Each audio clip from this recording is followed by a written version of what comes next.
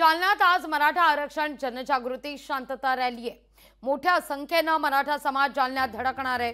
जनजागृती शांतता रॅलीचं आयोजन करण्यात आलंय।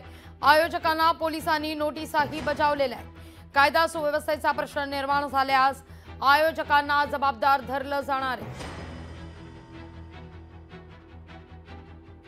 या सगळ्याचा आढावा घेतला आमचे प्रतिनिधी सुधाकर जाधव यांनी।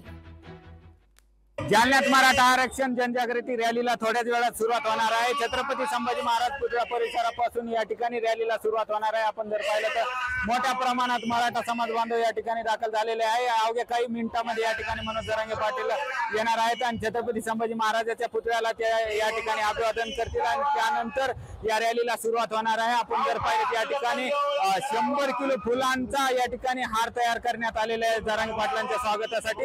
या ठिकाणी जवळपास 20 जेसीबीच्या सहाय्याने फुलांची उधळण करीत देखील या रॅलीचं स्वागत करण्यात येणार आहे। 13 ठिकठिकाणी या रॅलीचं स्वागत केलं जाणार आहे आणि त्यानंतर या रॅलीचा समारोप छत्रपती शिवाजी महाराज पुतळा परिसरामध्ये होणार आहे आणि त्या ठिकाणी या रॅलीचं रूपांतर जे आहे ते जाहीर सभेत होणार आहे आणि त्यानंतर मनोज जरांगे पाटील आज नेमकं कोणावर निशाणा साधतात, आज जरांगे पाटील काय बोलतात हे पाहणं देखील तितकंच महत्त्वाचं ठरणार आहे। कारण की 13 तारखेचा अल्टिमेटम मनोज जरांगे पाटील यांनी सरकारला दिलेले आहे।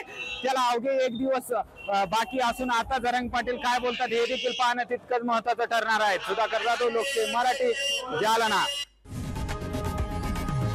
लोकशाही मराठी ऐका, पहा, जागरूक रहा।